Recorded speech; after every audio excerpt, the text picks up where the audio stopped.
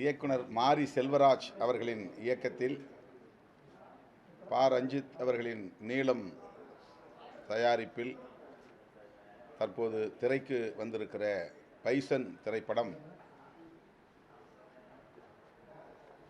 பார்ப்பதற்கான ஒரு வாய்ப்பு இன்று கிடைத்தது.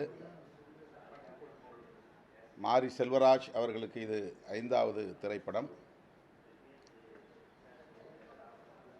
ஒவ்வொரு திரைப்படமும் தமிழ் மக்களின் கவனத்தை வெகுவாக ஈர்த்திருக்கிறது. இந்த திரைப்படம்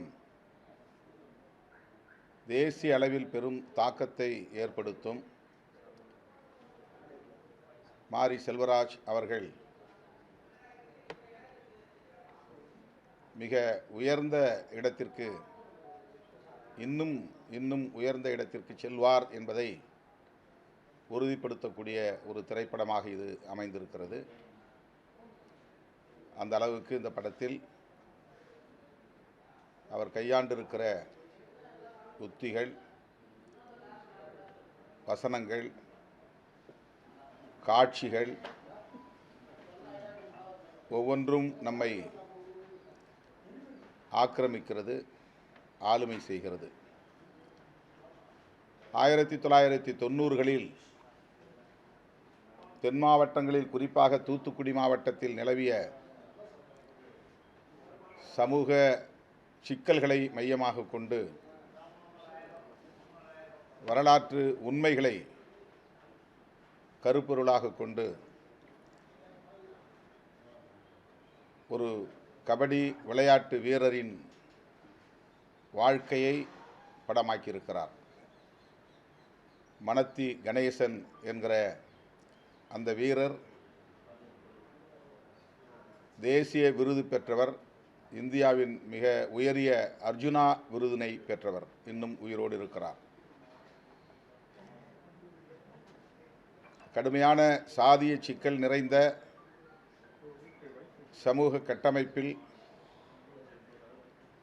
தூத்துக்குடி மாவட்ட சூழலில் அவர் எத்தகைய நெருக்கடிகளை எல்லாம் எதிர்கொண்டு அவற்றையெல்லாம் மீறி அவர் மாநில அளவிலும் தேசிய அளவிலும்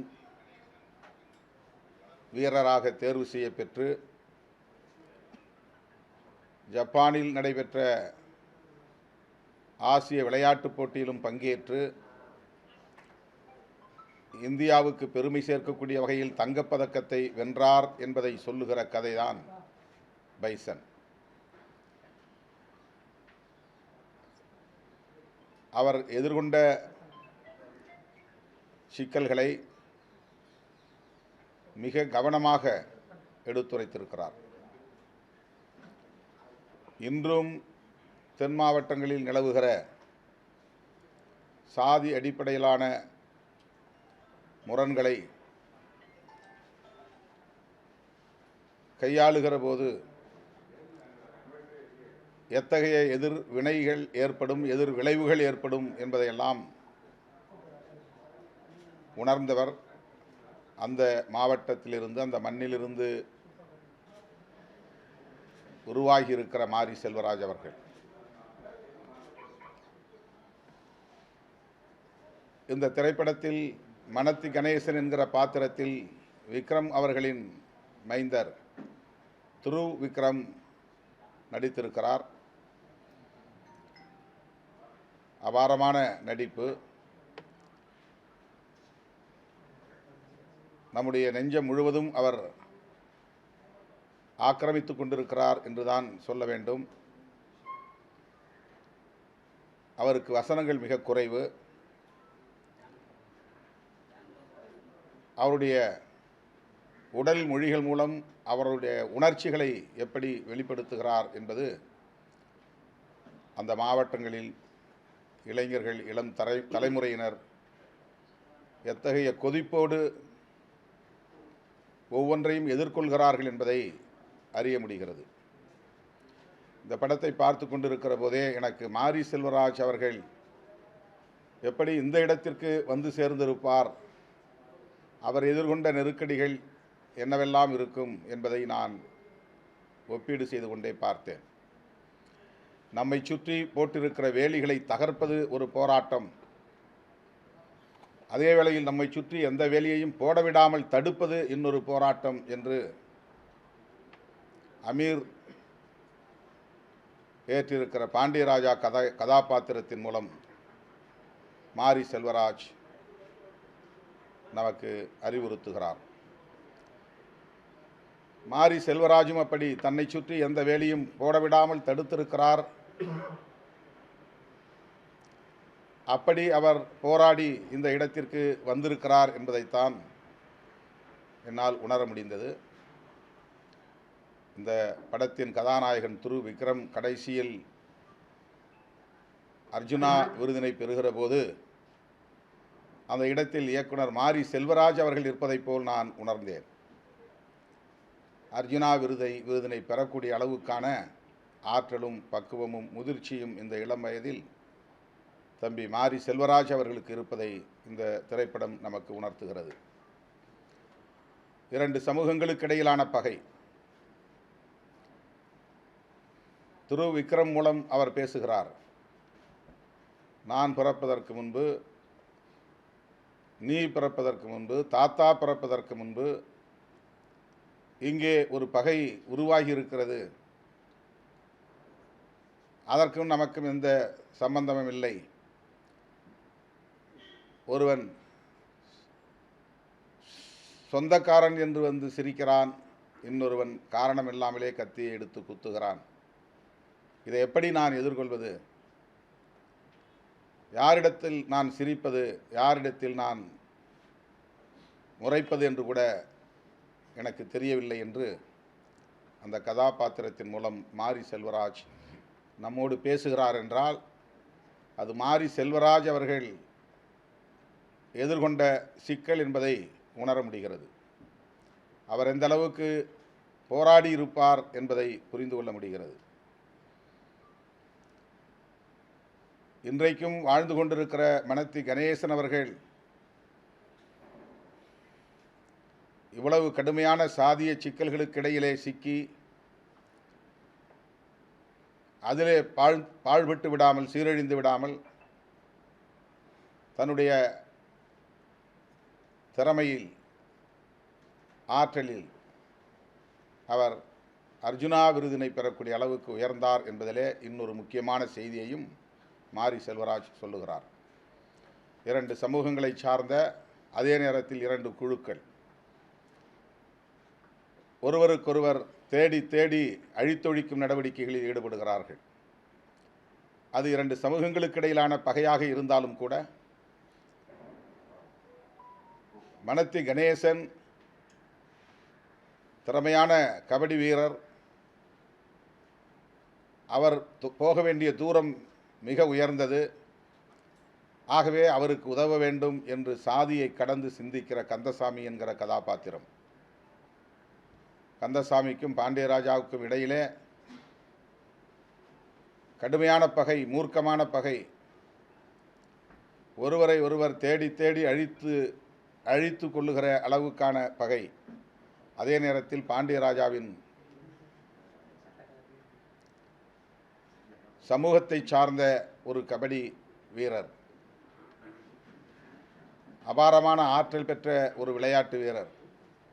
அவரை சாதி பார்த்து ஒதுக்கக்கூடாது, அவருடைய ஆற்றலை நாம் ஊக்கப்படுத்த வேண்டும் என்று எண்ணுகிற கந்தசாமி என்கிற கதாபாத்திரம் மிக உயர்ந்த இடத்திலே வைத்து நாம் வணங்க செய்கிறது. அவருடைய பகை ஒரு குழுவுக்கு எதிராகத்தானே தவிர சாதிக்கு எதிராக இல்லை என்பதை அவர் உணர்த்துகிறார்.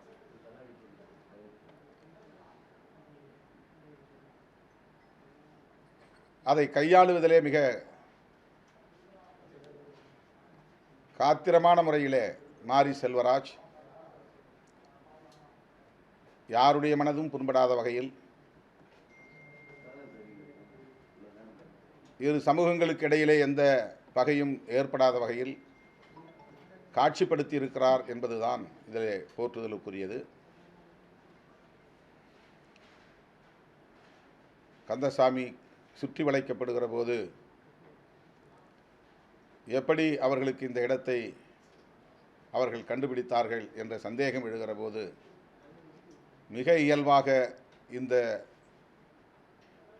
கிட்டா என்கிற கதாபாத்திரம் நம்முடைய சாதியை சார்ந்தவன் இல்லை, இவன்தான் காட்டி கொடுத்திருப்பான் என்று சந்தேகப்பட வைக்கிறது.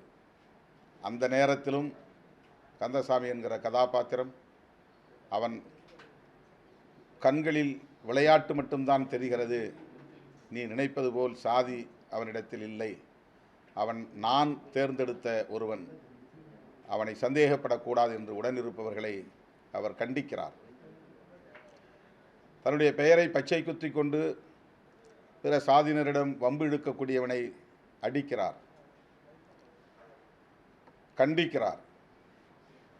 இந்த குழுவிலே நீ இருக்க வேண்டாம், உன் மீது எல்லோரும் சந்தேகப்படுகிறார்கள், என் கிளப்பிலும் டீமிலும் நீ விளையாட வேண்டாம், கேபி டீமிலும் நான் இன்னொரு குழுவுக்கு உன்னை பரிந்துரைக்கிறேன், அந்த குழுவிலே நீ இணைந்து விளையாடு, நீ போக வேண்டிய தூரம் மிக மிக உயர்ந்த இடமாக இருக்கிறது என்று அவனை வாழ்த்தி அனுப்புகிறார். இவ்வளவு கடுமையான இரத்த களரி நடக்கிற ஒரு மண்ணில் ஆற்றலை மதிக்கிற ஈரம் கொண்ட ஒரு கதாபாத்திரமாக, நேர்மை கொண்ட ஒரு கதாபாத்திரமாக கந்தசாமியை காட்டுகிறார். இது வெறும் திரைப்படத்திற்கான உருவகம் இல்லை, வரலாற்று உண்மை. மனத்தி கணேசன் விருது பெற்றார் என்பது எவ்வளவு முக்கியமானதோ, அந்த மனத்தி கணேசனின் ஆற்றலை மதித்து அவனை அந்த பாத்திரத்தை ஊக்கப்படுத்திய கந்தசாமி செய்த செயல் நேர்மையான ஒரு அணுகுமுறை, பாராட்டுதலுக்குரியது என்பதை மிகுந்த துணிச்சலோடு மாரி செல்வராஜ் பதிவு செய்திருக்கிறார். இருதரப்பிலும் சந்தேகம் வருகிறது. அந்த டீமிலே விளையாடக்கூடிய இவனை நம்முடைய சமூகத்தில் நம்முடைய டீமில் இணைத்து கொள்ளக்கூடாது என்று சந்தேகப்படுகிற நிலை. இருபுறமும் சந்தேகம். கந்தசாமி குழுவை சார்ந்த சமூகத்தினரும் பாண்டியராஜா சமூகத்தை சார்ந்த பிரிவினரும் கதாபாத்திரமாக இருக்கிற கிட்டாவின் மீது சந்தேகப்படுகிற நிலை. தன்னை போல் தன்னுடைய மகனும் கத்தி கபடா என்று தூக்கி வாழ்வை சிதைத்து கொள்ளக்கூடாது என்று போராடுகிற தந்தை. ஒவ்வொரு காட்சியும் மிக கவனமாக கையாளப்பட்டிருக்கிறது. உண்மைகளை திரைப்படமாக்குவது என்பது வெறும் கால வரிசையின் அடிப்படையிலே கோர்ப்பதல்ல, உண்மையை உண்மையாக சொல்லுவது, மக்கள் மனதில் பகைமை இல்லாமல் அதை பதிவு செய்வது. இனி எந்த காலத்திலும் அப்படி இரு சமூகங்களுக்கு இடையிலே சாதியின் அடிப்படையில் மோதிக்கொள்ளக்கூடாது என்கிற புரிதலை, அந்த முதிர்ச்சியை, பக்குவத்தை உருவாக்குவது என்கிற பார்வை இயக்குனர் மாரி செல்வராஜிடம் மிக ஆழமாக இருக்கிறது என்பதைத்தான் இந்த திரைப்படம் உணர்த்துகிறது. அவரும் அதே மண்ணில் பிறந்தவர், வளர்ந்தவர், இத்தகைய நெருக்கடிகளை எல்லாம் சந்தித்தவர் என்கிற நிலையிலே அவருக்கு அந்த கசப்பான அனுபவங்கள் மிக ஆழமாக உண்டு. அந்த அனுபவங்களை இன்றைக்கு பொதுமக்களோடு அவர் பகிர்ந்திருக்கிறார். சாதி அடிப்படையில் மட்டுமே எல்லாவற்றையும் தீர்மானித்து விட முடியாது. எவ்வளவு தடைகள் இருந்தாலும் திறமை அந்த தடைகளை தகர்க்கும். இன்னொருவன் காலில் விழுந்து அவன் இந்த இடத்திற்கு உயர்ந்திருக்கிறான் என்று சொந்த சமூகத்தை சார்ந்தவர்களே இழிவுபடுத்துகிற போது யார் ஆதரித்தாலும் அவனுடைய சொந்த திறமைதான் அந்த ஆதரவுக்கே காரணம். ஆகவே அவனுடைய உழைப்பு, அவனுடைய ஆற்றல், அவனுடைய திறன், அதுதான் அவனை அவ்வளவு தூரம் கொண்டு போய் நிறுத்தி இருக்கிறது. எனவே உங்கள் உழைப்பின் மீது நம்பிக்கை வையுங்கள், திறமையின் மீது நம்பிக்கை வையுங்கள். சாதி மதம் என்கிற எல்லா வரம்புகளையும் கடந்து உங்களால் உயர முடியும் என்பதை இந்த திரைப்படத்தின் மூலம், உண்மையான வரலாற்றை சொல்லுவதன் மூலம் மாரி செல்வராஜ் தமிழ் சமூகத்திற்கு மிகப்பெரிய வகுப்பெடுத்திருக்கிறார். அவருக்கு என்னுடைய வாழ்த்துக்கள், பாராட்டுகள். சார், இந்த படத்தை தடை செய்ய வேண்டும், மாரி செல்வராஜை கைது செய்ய வேண்டும், ஒரு சில போராட்டம் பண்ணியிருக்காங்க. எப்படி பார்க்குறீங்க அந்த நிகழ்வு? அப்படி சொல்கிறவங்க யாருன்னு எனக்கு தெரியல. அவங்க இதை புரிந்து கொள்வதற்கே கந்தசாமி என்கிற கதாபாத்திரத்தை திரும்ப திரும்ப பார்க்க வேண்டும். கந்தசாமி அவர்களுக்கு என்ன பார்வை இருந்தது, அவர் எத்தகைய அணுகுமுறையை கொண்டிருந்தார், அவர் ஒரு குழுவின் தலைவராக இருக்கிற அதே வேளையில் இன்னொரு சமூகத்தை சார்ந்த, அதுவும் பகை குழுவை சார்ந்த ஒரு இளைஞனை அவனுடைய திறமையை ஊக்கப்படுத்த வேண்டும் என்று ஆதரித்திருக்கிறார் என்பதிலிருந்து இவர்கள் கற்றுக்கொள்ள வேண்டியது நிறைய இருக்கிறது.